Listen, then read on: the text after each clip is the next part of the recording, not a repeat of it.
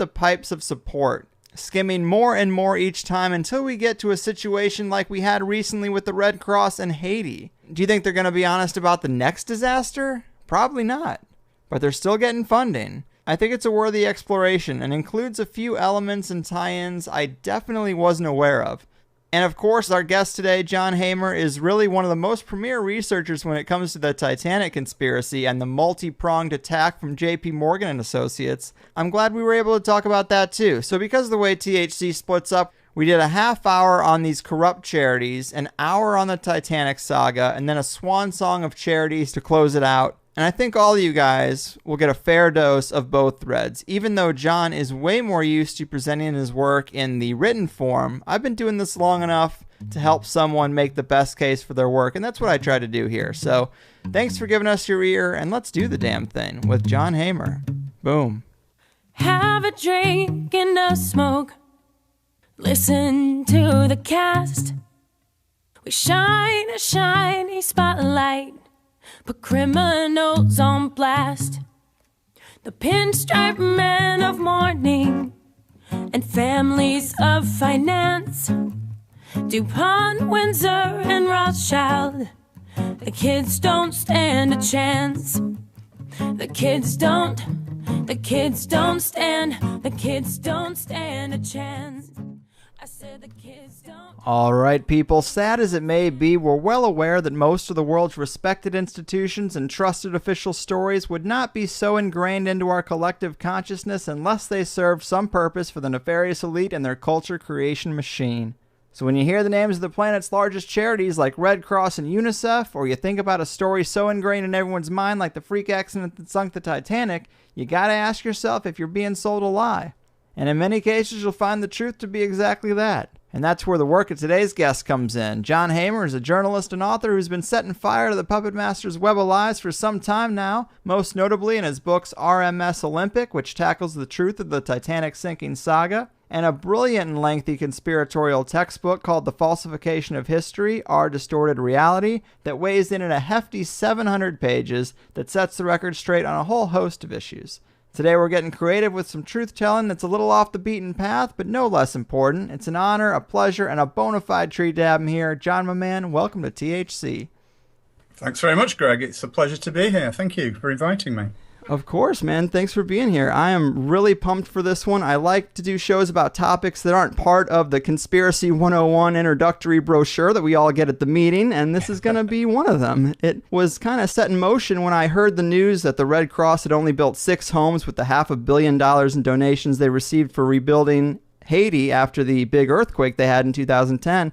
And I thought, this cannot be an isolated incident. Even the name Red Cross sounds like something cooked up by a secret society, and I kind of set off to find anyone who tackled this piece of the puzzle to a larger extent. I came across your work and found several great things to talk about, but I guess to start with the Red Cross, this Haiti situation is far from the first time they've double-crossed the people that they claim they want to help, isn't it? Absolutely. I mean, it's just an ongoing saga, Greg, to be frank. I mean, this has been going on at least since World War II and probably before then, too. The Red Cross were caught red-handed, as it were, actually stealing from not just individual Red Cross parcels, but on an industrial scale from Red Cross parcels. They've been absolutely up to their necks in the conspiracy world, if you like, for a long, long time, and I suppose the Haiti one is just the latest in a long series of stuff that they've got up to behind the scenes. I know you're going to come onto it later, but I don't want to single out the Red Cross for any special attention because, believe me, they're all at it. You know, the Red Cross is just one small example, but you can bet your life that if it's got the label of a large charity, then there are all sorts of nefarious things going on behind the scenes. And as I say, the Red Cross is just one of them. Yeah, I mean, your first clue should be that it's a household name and it's lasted for decades. Absolutely. Because they don't just let things like that stick around. No. I mean, getting a little bit deeper perhaps, but it's safe to say that, you know, if a charity has been around so long, it's obviously failing in what it's trying to achieve. You know, is maybe a simplistic way of looking at it, but that's what I believe. You know, it's not actually solving the problems it's meant to be there to solve because it's still in existence. So it's quite a paradox, really. Yeah, I actually think that's a great point. And Yeah. in your piece about the Red Cross, you write that the International Red Cross, like the International Monetary Fund and the World Bank, is an elite-controlled front organization whose true purpose is the complete opposite from their stated purpose. And I think that's really a great way to sum it up. Can you give us a little bit of detail about the actions that they've performed that show that they are kind of in it for the opposite of their stated purpose? Well, for example, every time that there's a so-called disaster, most of them, as many of the listeners will know, are far from being accidental. Most of them are contrived anyway. But take Hurricane Katrina, for example. The Red Cross are always at the forefront of the money raising to actually get the funds to supposedly aid the poor victims. But unfortunately, it's been proven time and time again that the money that the Red Cross takes in, the audited figures that the Red Cross publish, those totals never actually get put where they need to be.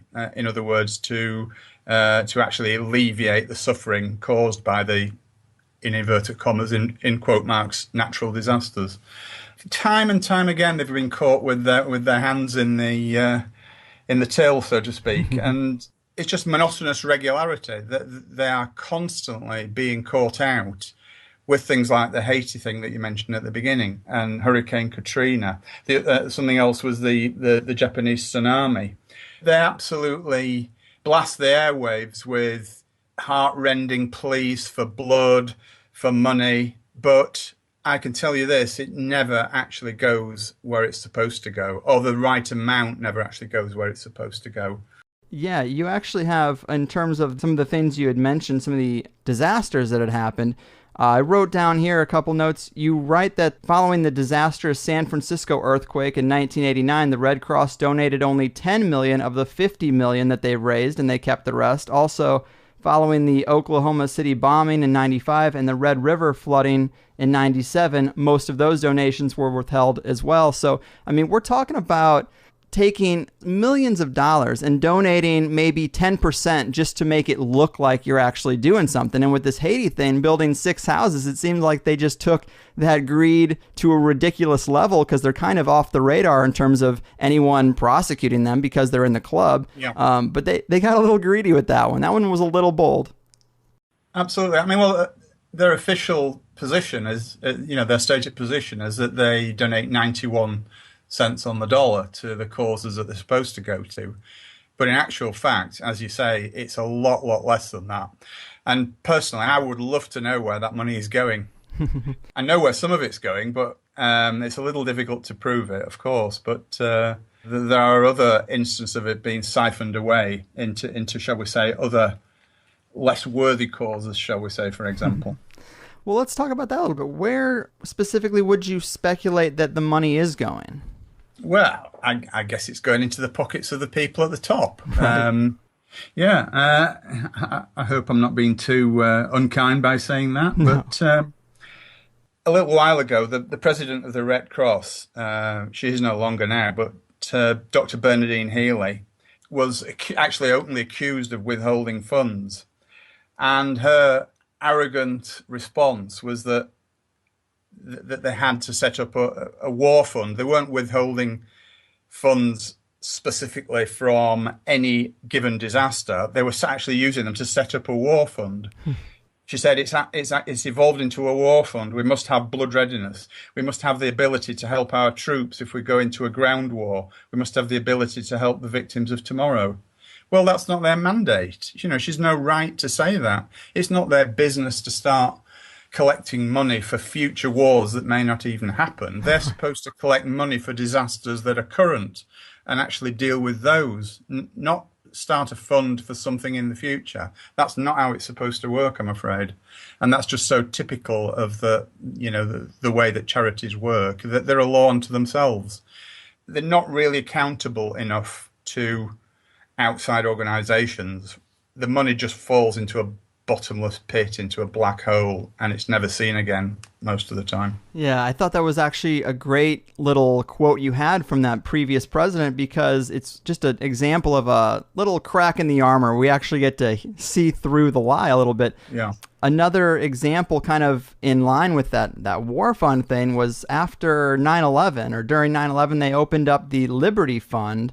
And this is a great example of the corruption, because apparently they got $564 million from donations around the world and only released about $150 million, and that's pretty messed up. That's exactly right. Where did the other 400 million go? I'd love to know, but I don't suppose we'll ever find out. Right. They're certainly not going to tell us. Exactly. So, do we know much about who started the Red Cross or how they came to be that could maybe give us some clues as to how dastardly they really are? Was this a disaster racket, as you put it, from day one? I'm not so sure, actually. I wouldn't like to go stick my neck out and say that much. I think maybe at the beginning it was meant to be beneficial, shall we say, in the event of emergencies, but it's difficult to say. I don't really know the answer to that, to be honest. Yeah. Apparently, another element to the 9/11 thing that I thought was interesting is they asked for a lot of blood donations, which is a little odd because who would the blood be for? A large majority of the victims would be dead. And, of course, for them, blood is a commodity that they can sell. But you also stated that they also use blood donations for things the public isn't privy to. Now, we've been down a lot of strange rabbit holes on this show, so I'm curious what you think they could be using blood for. Okay. Well, first of all, let me say you're absolutely right. What you just said. I suppose what I believe that they use the blood for is things that perhaps people would find totally abhorrent, and that is satanic rituals, that kind of thing. Again, I don't know whether you really want to go down this road particularly or not. And it's a very deep and dark hole, I'm afraid, if we do. But I suspect there is that kind of thing going on. I think most people are aware, most people in the conspiracy world are aware that these people, these elite at the top, are well into satanic rituals and all sorts of murky practices. And I suspect that some of the blood is certainly used in, shall we say, quite unsavory rituals. Yeah, I mean, I'm totally comfortable getting weird as much as you are, but it is kind of, that's where we get into that area where it's kind of hard to prove. These are rumors and whispers and speculation, but absolutely. If they're doing satanic rituals, we hear a lot of things about the pedophilia network of the elite, that kids get used in these rituals. It makes sense that blood would as well. I've also heard that the top elite, they're trying to prolong their lives, and in the past, before they had the technologies of today, where we're getting into the transhumanist agenda, they used to apparently do like full blood transfusions to try to restore their youth, and that's another weird and fringe way they could be using the blood. Absolutely. I mean, there's all sorts of rumors abounding about David Rockefeller, for example. I mean, he's just turned 100, hasn't he? And they say that he's had blood transfusions and heart transplants by the bucket load to keep him going. Whether that's true or not, it's only speculation, but it's certainly an interesting idea. It is, and it's still an interesting fact that they would ask for blood in such high quantities at an event like 9/11, because it doesn't really fit what they should have been going for. No, I mean, obviously, relatively speaking, on 9/11, there were very few sort of injuries, comparatively speaking. Most people died, as you said earlier. So what on earth did they do with all that blood? Presumably they sold some of it, but again, it's all speculation. But it's quite an interesting speculation as to what else may have been going on with it. Yeah, it is. And let's talk about the current president of the organization a little bit, Marsha Evans. Do you know much about her? Not a lot. I'm sorry, I don't, to be honest. We do know her salary. You wrote that in 2012, her salary was $651,000 per year, and the total revenue of the Red Cross was well in excess of $3 billion. I mean, you can be a devil's advocate and say, oh, a person handling a $3 billion fund should be paid well. But I mean, we're talking close to like $650,000. That's a little much. And $3 billion a year, if they really were trying to do good, think about the amount of good that could do on an annual basis. Yeah, and that was in 2012, of course. So, the figures may have changed. I'm certainly won't have gone down, that's for sure. So they're either similar or they are considerably more. $651,000 is an obscene amount of money for someone who purports to be the head of a charitable organization to earn. You would think that someone in that position would have a little bit of compassion and say that I will do this job for a reasonable salary. I'm not expecting that the woman should live on 20,000 a year or anything, but 651,000. I mean, come on, that's taking the mickey. Yeah, that's a little excessive. And when we're talking about these charities, I see a real parallel with groups like the Freemasons, who are considered by the mainstream to just be a group of good old guys who get together for a couple of beers and are largely a charitable organization. But then what they really seem to do is they use the lower level members to actually go out there and do philanthropy and be a part of the community. And that's just a small fraction of their actual wealth. And then at the top of the pyramid, they've got other agendas, real goals of wealth and power at the top. And I think there's a kind of a parallel with these charities. There is indeed. I mean, most of the workers on the ground floor of the Red Cross and many other big charities don't even get paid. They're all volunteers. And to be frank, they're just being used. I mean, unfortunately, I feel sorry for them, really, because they don't even know what's going on above their heads. They just believe that they're working for a very worthy cause, and they give their time freely and for nothing. It's a sad state of affairs, really. Oh yeah, and also the people who donate. I mean, so many people are spread pretty thin, yet they still want to give when something happens. I mean, you use the term in the book, emotional blackmail, which is such a good way of putting what these media companies do. And of course, we know that a lot of different arms of the conspiracy squid work together, and one of those would be the media, and another one being these charities. And it seems like when a disaster happens, the media plays a serious role in making sure that United Way and the Red Cross are the first and biggest things you hear about. You also wrote that, like on Yahoo's homepage, they took a spot out, a banner ad for one charity, and they gave it to, of course, the Red Cross. So this is a big circle jerk, and none of this money is really getting where it needs to go. But by playing that role, the media overshadows all these organizations that might be a little more honest. Yeah, absolutely. I actually think that, in a way, they enjoy laughing at us, I believe. It sounds rather trite, but I actually do believe that they do have a good old laugh about it, about taking us for mugs, those mug punters. Yeah. And another element to this, let's talk about these professional charity patrons, guys like Bono, which I always thought there was something off and fishy about Bono and him. Yeah. Rubbing elbows with the elite and Absolutely. Kissing the Queen on the cheeks, but yet he's some big philanthropist, and there's got to be something darker to this asshole. Yeah. And, then also there's this Robert Geldof guy. I guess he's another one on your side of the pond. Yeah, Bob Geldof. I mean, he was the some older listeners may remember him as the lead singer in the pop band the Boomtown Rats in the 70s, and he's become so we say like a charity entrepreneur, if you like, and he's always regarded by the masses in this country anyway as a sort of a hero, a superhero who looks after the poor and needy, and he raises all this money for them. Good old Bob. But really, he's just in league with them. And one of the things that he organised was the Live 8 concerts in was it 2005? It was the 30th anniversary of Live 8. Mm-hmm. I don't know whether you're a bit too young to remember all that, Greg, but it was all a big charity done for the poor in Africa, etc., etc. And they raised tens and tens of millions. It was a worldwide thing.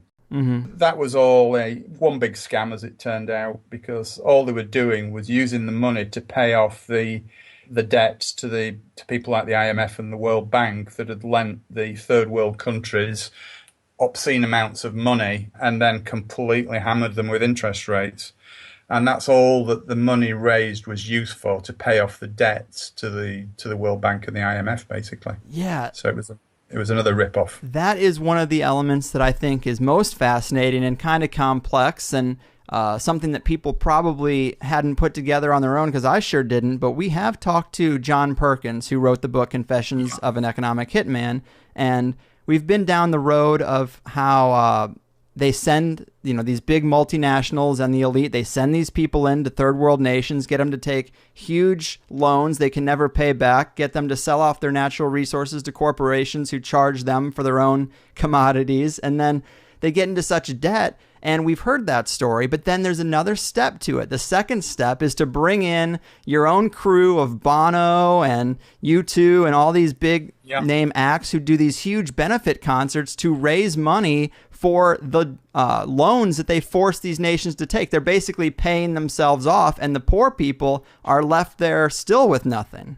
Absolutely. They give us the impression that our hard-earned money is going towards, starving children in the backwaters of Africa, but in actual fact, it's going straight into the coffers of the IMF, which is totally obscene in my view. It's absolutely outrageous, to be frank. It is ridiculous, because they're basically taking the charity of people around the world who recognize poverty and want to do something about it, and it just never gets there. It's kind of like if a guy takes out a massive loan from a loan shark, and then that loan shark then has a fundraiser to pay off that debt. It's just a guy, having a party to pay himself, and the poor guy is still sitting there. He never had anything to begin with.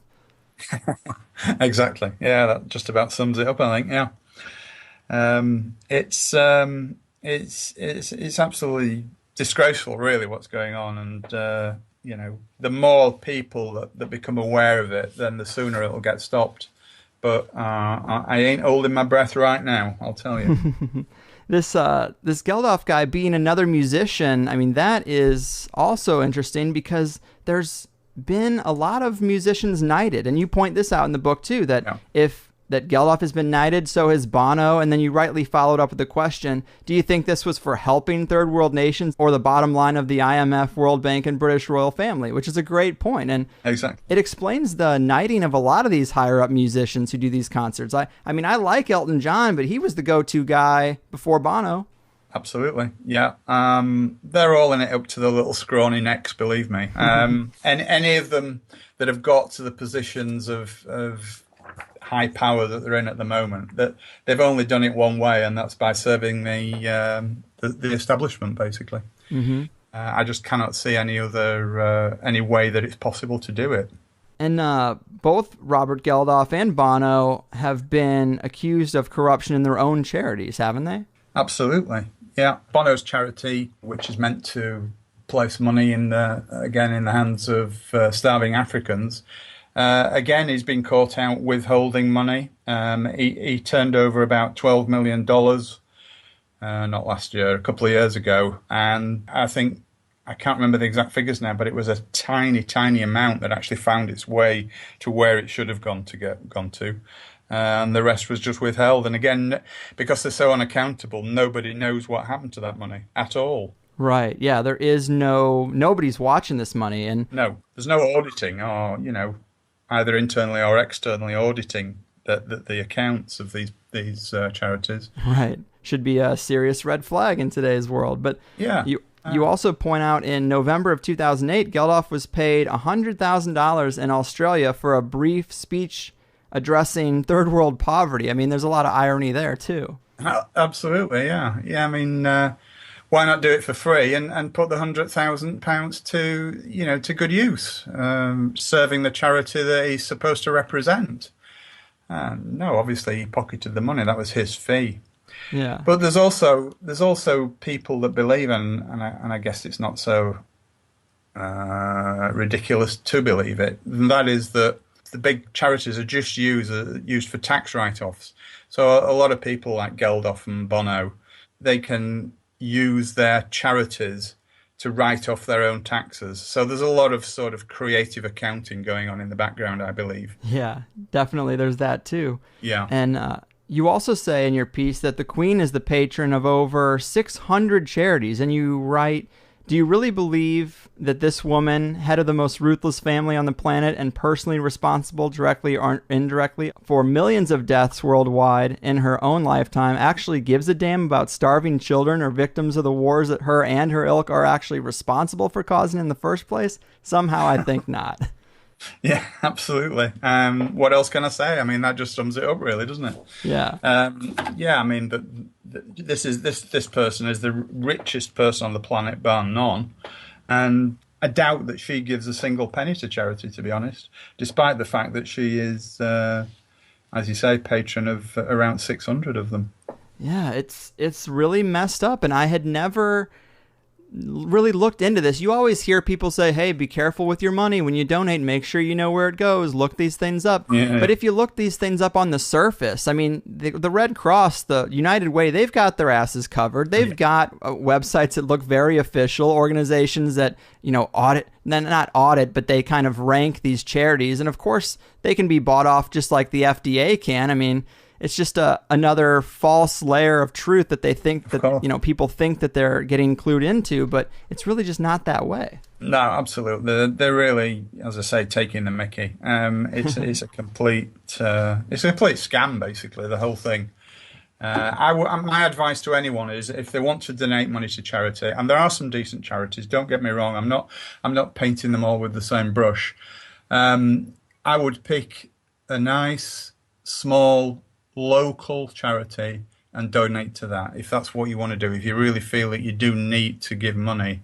But please stay away from people like the Red Cross, from the WWF and United Way, as you say, and even places like Cancer Research. And I don't know whether that will create a shockwave throughout the listening community by saying that, but it won't here. Yeah, okay. I would say that because we talked to Rick Simpson, who's a guy who's big on the cannabis oil and Rick Simpson oil, and he claims it's basically a cure for a lot of things, cancer being one of them. And we've also heard of other people. There was a guy who had a frequency-based technology that was getting rid of cancer cells in the body. So it seems like there's definitely cures out there that have been purposely suppressed for the profits of the pharmaceutical companies, for the profits of the cancer industry. And so it's no surprise that charities like the Breast Cancer Foundation, they're just circle jerks of money for these people to make a lot of money, and nothing goes into research because the cures are suppressed. Absolutely. I mean, you've got to bear in mind that cancer is a $1 trillion industry worldwide, and the raising of money to supposedly cure it is another massive scam. I'm sad to say. I mean, and I really hate to say that because I feel that I'm actually denigrating the work of a lot of decent people. Again, at the ground level, everyone that works in these charities are genuine, sincere people who are doing a great job. And I'd be the last person in the world to criticize them for that. Mm-hmm. But like us, they're being absolutely deceived on a grand scale. Right. And it's just very, very sad, the whole situation. Yeah, and it's definitely important to point out this corruption, and it's not just that it's systemic, that it's ingrained in these huge organizations. We have to starve these beasts. Like, it's not helping anyone for the Red Cross to exist. It'd be better if we took that $3 billion a year that they make in donations and gave it to an organization that was more interested in helping the poor and exactly. Suffering. This is why I say give it to local charities, local organizations that you can actually see on the streets doing some good, and that you know where your money is going, instead of into this bottomless pit, this black hole, which you never see again, and neither does anyone else that deserves to receive it either. And one last little piece of the charitable puzzle that I wanted to talk about before we went on to the Titanic is, I lifted this from your writings, but you put, for every dollar of debt cancellation to the international financial institutions, the G8 will reduce the flow of foreign aid to these countries. In other words, the foreign aid earmarked to finance much-needed social programs will now go directly into the coffers of the IMF and the World Bank. Can you elaborate just on the point of the G8 nations reducing their aid? I mean, 'cause this is like a double whammy for these third world countries. Yeah, basically, it's just what you've said. Every dollar, every cent, every pound, every penny that goes into paying off the IMF's debt is then reduced from the amount that they provide in terms of ongoing relief back again to Africa, which is the way it's meant to work. So if let's just use some round figures. Let's say that a country in Africa, an anonymous country in Africa, owes the IMF $1 million. It's obviously vastly more than that. And then the IMF is paid back $50,000 through some sort of a charitable donation, which was meant to go to the African people. Then the IMF then will reduce its ongoing aid to that country by that amount, or by that proportion of that amount, so that they actually end up worse off. The more money that you give to charity and is funneled through the African countries into the IMF, the worse off those African countries, and therefore the poor people on the ground are. Right. I'm sorry, I don't know if that's clear, but it's quite complex. It is clear to me, but that is worth pointing out because it is such it is a double whammy, because it's like they're saying to the world, or like the IMF is saying to the world, oh well, now that Africa has money, we're going to reduce the aid, but they never had money. Exactly. That's more or less sums it up in a nutshell. Yeah. Man, it's definitely dark. I'm glad we talked about it. I want to come back to some of this stuff and maybe a couple other organizations, but I want to make sure we get some of the Titanic saga into the first hour, because we have really yet to tackle that on the show with much depth, and you've investigated this heavily, written both a nonfiction book about it as well as a novel based on the hidden reality you uncovered. So where do we start with this one? Well, shall I just give you a little bit of background as to how I came to write the books, because I think that might be interesting. It might not be, but it might be. Yeah, I think that'd be perfect. What happened was that you've seen the presentation on YouTube, the stand-up presentation that I did about 3-4 years ago, and it's had about 160,000 hits now, so it's quite popular, and a lot of people have contacted me through that. Well, it must be 2 years ago now, I had a very strange email first it was, I beg your pardon. I had a very strange email. It just said, please give me a call on this number. So I ignored it. I thought, no. And then I left it for a while, and then I eventually it kept eating away at me, and this person emailed me back again and said, please call me on such and such a number. And I thought, well, what the heck? What are they going to do? Arrest me over the phone? I mean... So I called the number sort of very tentatively, and it was this lady, and she said, you don't know me, but I'm a Hollywood film director, and I'm really interested in this version of the Titanic that you've come up with. And I said, well, first of all, it's not exactly my version as such. I've done a lot of research on it, but I've been standing on the shoulders of the people who did all the original Spade work, and I found out a lot of other stuff. But it's not. I wouldn't really like to call it my idea. She said, well, anyway, you know the story inside out, I guess. And I said, well, yeah, pretty much. And she said, well, I would like to make a film about it. So I said, oh, okay then. She said, but in order to get funding, there needs to be a book first. So she said, how would you feel about writing a book about it first off? And then she says, we can take it from there.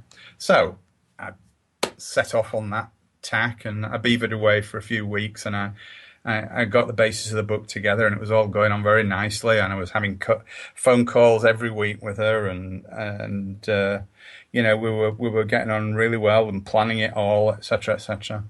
And then about 2/3 of the way, the book was about 2/3 of the way complete, and she got back to me and said, I've been in touch with someone who's interested in helping me to get some funding together, but they say it has to be a novel.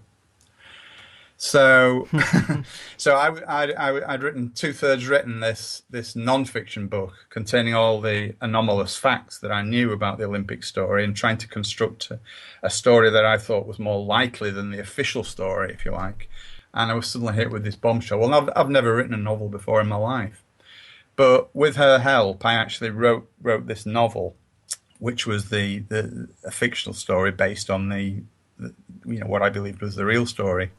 Anyway, I'm sorry to ramble on, but to cut a very long story short, nothing ever happened with the film because you could never get funding, but it was a nice idea while it lasted for about 18 months.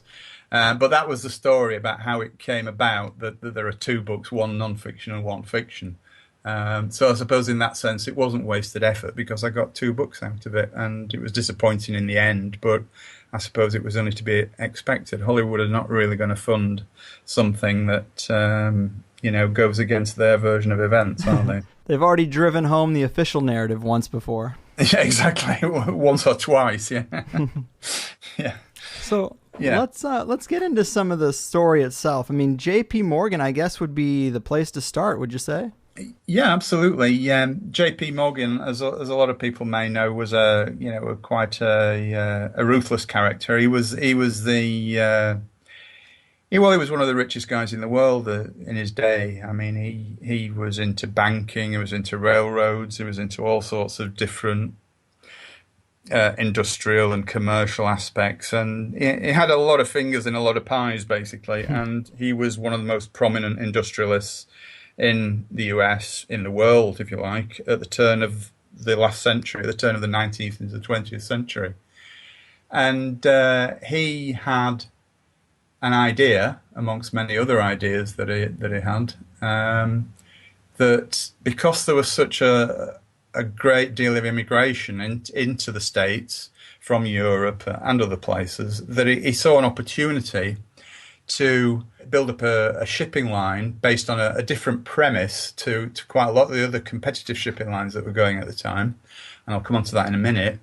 And basically invested a lot of money into a shipping line called the White Star Line, which was, at the time, before he bought it, it was British owned.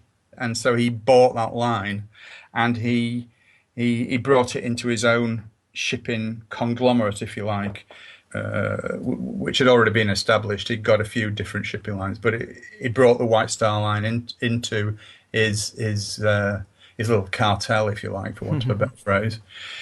And so what happened then was he liaised with a company called Harland and Wolff in Belfast, who were shipbuilders, and he actually took them under his umbrella as well, and made them part of his conglomerate. And they were, as I say, they were shipbuilders, and he commissioned them to build a series of three liners, three sister ships that were meant to be the largest and most exclusive and luxurious that the world had ever seen. And these were, in chronological order, RMS Olympic, RMS Titanic, and RMS Britannic. The Olympic was the first off the production line, and Titanic was the second, and Britannic actually didn't get built till after the Titanic had gone. But so for all intents and purposes, it was about the two liners, Olympic and Titanic, and that's where it all starts to get interesting. Do you want me to just continue from there, or? Sure, yeah. Let's just walk through the story as you uncovered it. Okay. It's quite complex, actually, because there are two different strands to it which come together and create a wow moment at the end. But it's I'll do my best, but it'll mean skipping about from strand to strand as we go along. Sure. So please do bear with me, and if anything gets confusing, by all means stop me and clarify it. Will do. Okay, let me just go back to. So this was about 1908 when the decision was made to build the liners, which were going to be called the Olympic class of liners. And then a couple of years after that, and we're moving on to another strand of the story here. In 1910, there was a meeting at a place called Jekyll Island, which is just off the coast of Georgia on the west coast of the east coast of the US. Which was basically a plan to usurp the power to create money from the American government and place it into private hands. A lot of people know that was the prelude to the beginning of the Federal Reserve Bank, right? Which is the equivalent to the Bank of England in the UK, which is a central bank and which has sole rights for creating money. However, this wasn't without strong opposition from certain mega rich individuals, and we'll come on to that later. Okay, so they set off back to the shipbuilding strand now. They set off and built a liner called the Olympic, which, as I said, was the first one off the production line. And it was a brilliant ship. It was fantastic. It was launched in 1911, which was about 12 months before the Titanic. Done about 4 crossings across the Atlantic, backwards and forwards, with great success. You know, everybody was saying what a fantastic ship, and Morgan was rubbing his hands with glee. You could see all his all his investment coming back to him in next to no time, when something really tragic happened. Not in the sense of the loss of human life, but in terms of the loss of Morgan's projected income, shall we say. What happened was, on its 5th journey, as it left Southampton docks in England, went down the narrow inlet of water called Southampton Water to a place called the Isle of Wight, which is just off the south coast of England.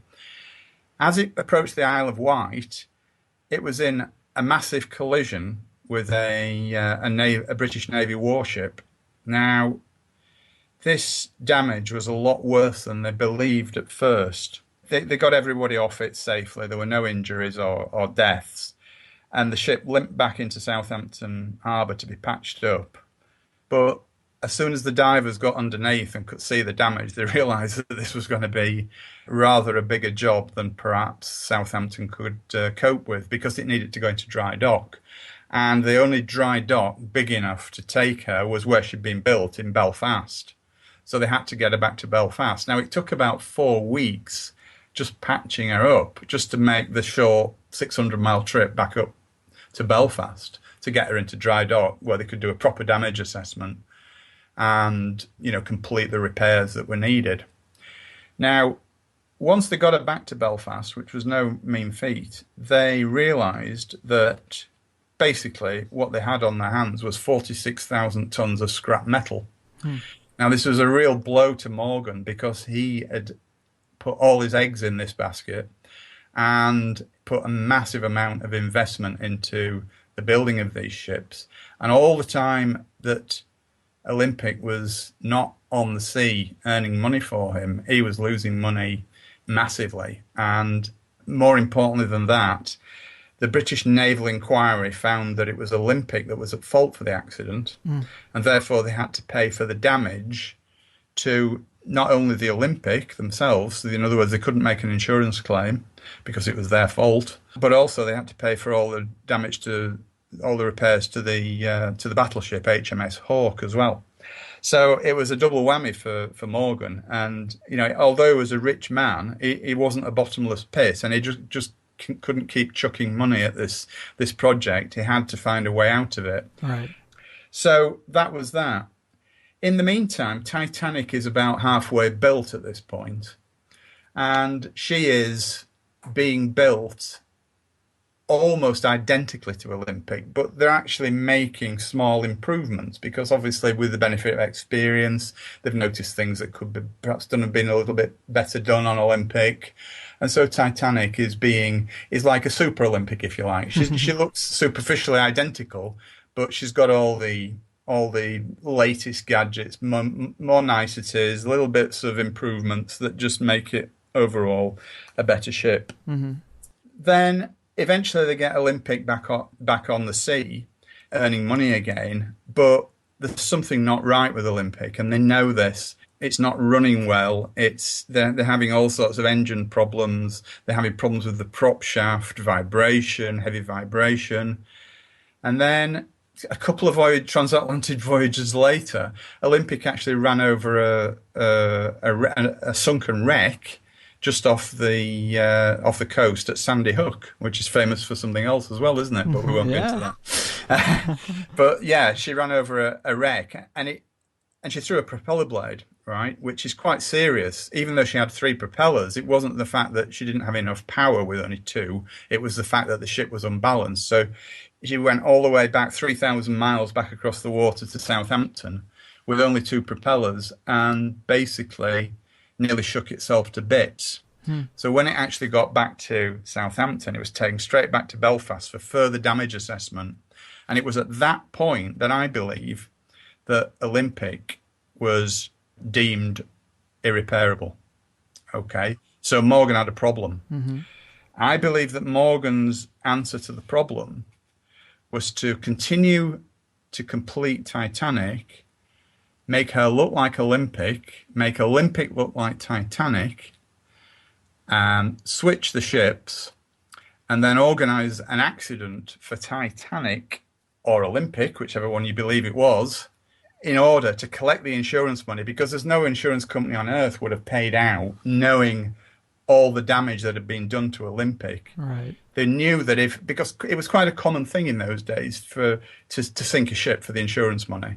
But that was just doing it as a one-off. When a ship had been involved in so many incidents, and there's a couple of other smaller ones as well, which I'd not mentioned, but Olympic had been, in her short life, she'd been almost battered to death with various different incidents. Mm-hmm. And so I think Morgan saw a way out of that.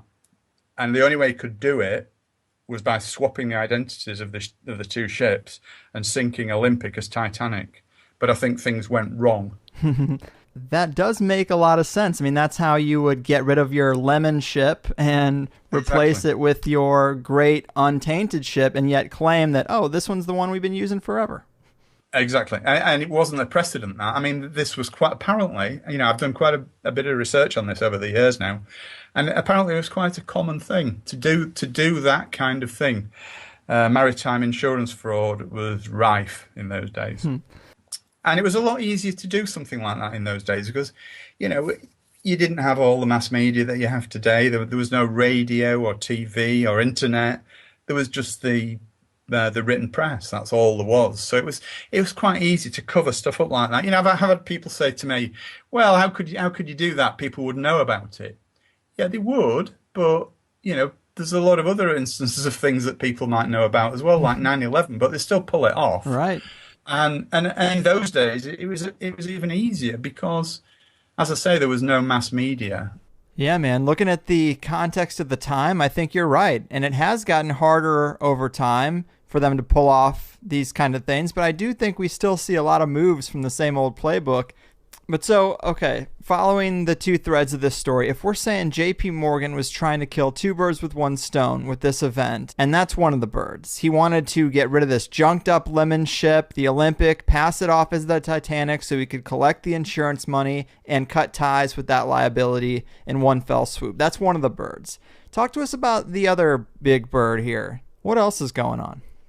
Well, the other big bird is, we'll revert back now to the Federal Reserve side of things. There were four major opponents of the Federal Reserve Bank between 1910 and 1913 when it came to pass through Congress, and that was Benjamin Guggenheim, who was a wealthy industrialist at the time, John Jacob Astor, who was part of the Astor family, who were also stinking rich, and a guy called Isidor Straus, who owned Macy's department store in New York.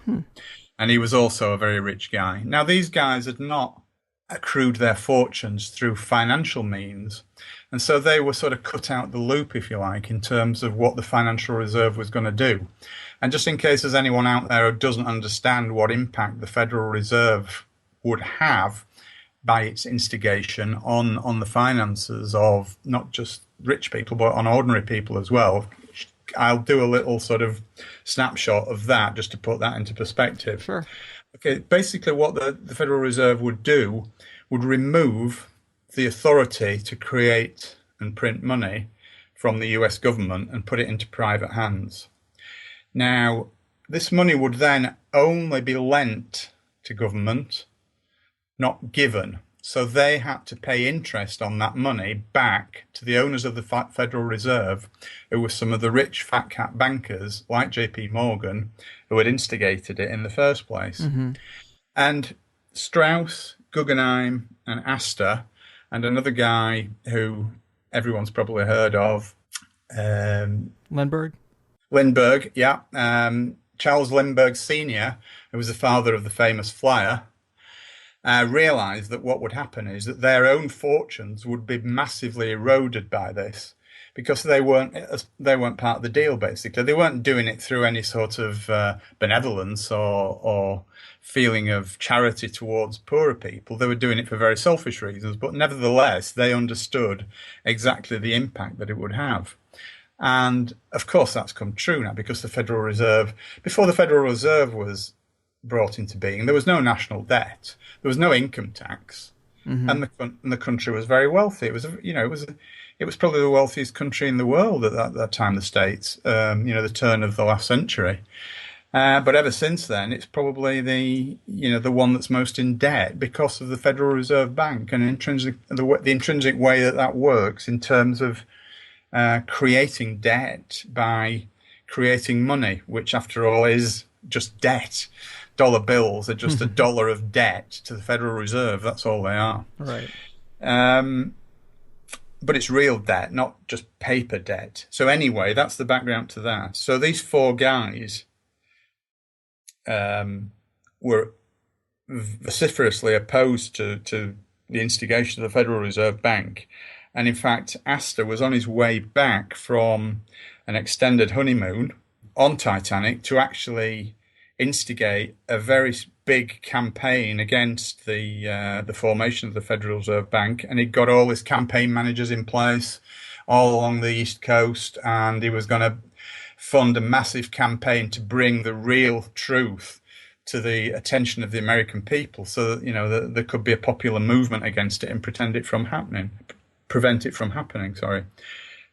So Morgan was aware of this, and he was very, very angry about what these four guys were doing. And it's my belief that he actually managed to lure three of them onto the Titanic using various means, in order to sort of, as I say, you keep using this phrase, but kill two birds with one stone, or in this case, three birds, Astor, Strauss and Guggenheim, in the aftermath of getting rid of the RMS Olympic as well. So it was very much a win-win situation for Morgan, and I believe that is actually what happened. Boom. There you go, man. It really is a great story, and I think the motivations are there. I think the evidence is there, which we can dig into more in the second hour. But just to reiterate the timeline here, 1908, J.P. Morgan buys the White Star, gets that whole shipping line in order. 1910, the nefarious meeting on Jekyll Island to talk about how to get the Federal Reserve into place. 1911, they launched the Olympic. After many problems in 1912, they sunk the Titanic, or the Olympic. Yeah. And then in 1913, on December 23rd, right before Christmas Eve, the Federal Reserve, when everybody's looking the other way, goes into law. So there it is in a nutshell. Absolutely. A bullet point for every move on a 5-year plan. And by removing the opposition to the Fed, he helped to enslave a nation. And here in 2015, they still got us by the balls. I think that makes this pretty important and something that everybody should know about. Yeah. Again, I've got no actual proof of this, but I just think there's a lot.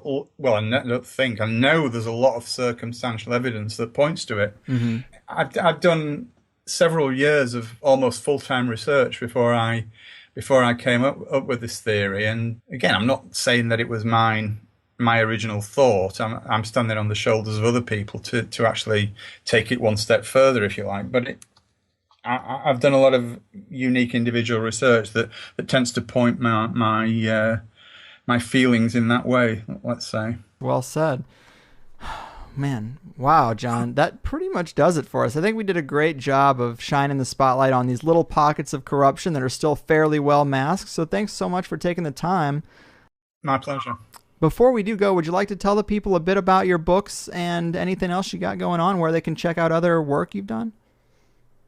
Sure. I've got 3 books at present that are available for sale. The first one is one that you kindly alluded to, The Falsification of History, which is almost like the conspiracy Bible, if you like. Mm-hmm.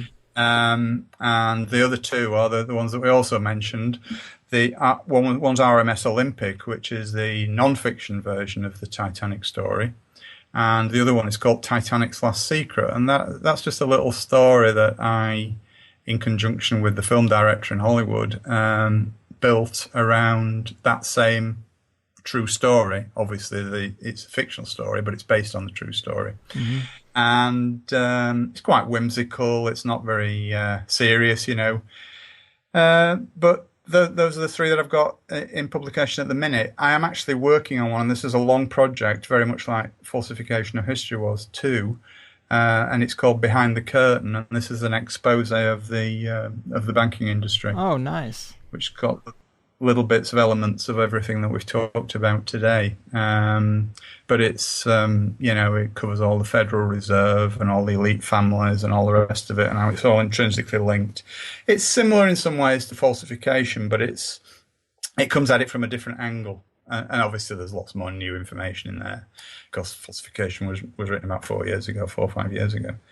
But yeah, if anybody wants to buy the books, they're available on Amazon.com.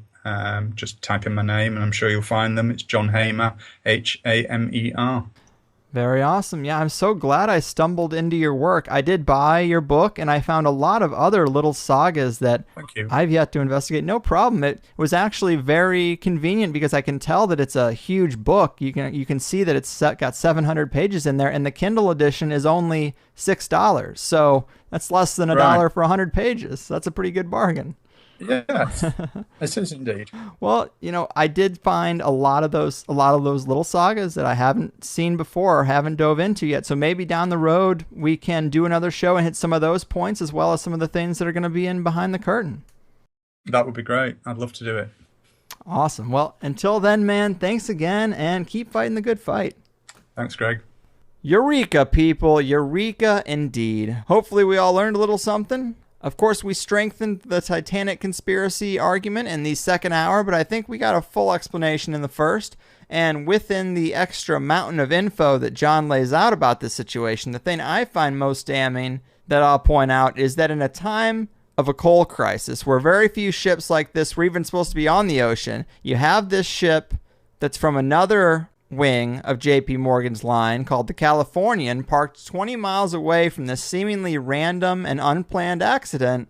And what were they carrying on board? Well, it's just an empty ship, except for 3,000 wool blankets and sweaters. I just think that's too damn coincidental.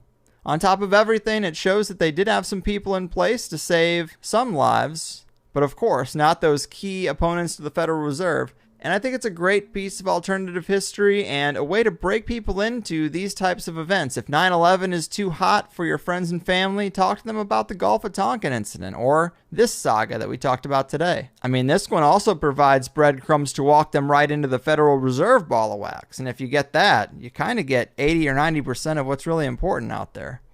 And then these charities and this whole putting third world nations in debt, coming in and having a big concert blowout and selling tracts around the world, then reducing the aid to them Kansas City shuffle kind of thing, is pretty interesting to me.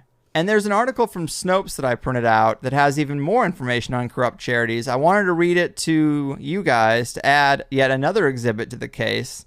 And I figured I could do this in the after show as not to take up John's time. This piece ranks the most corrupt charities, and it goes a little something like this.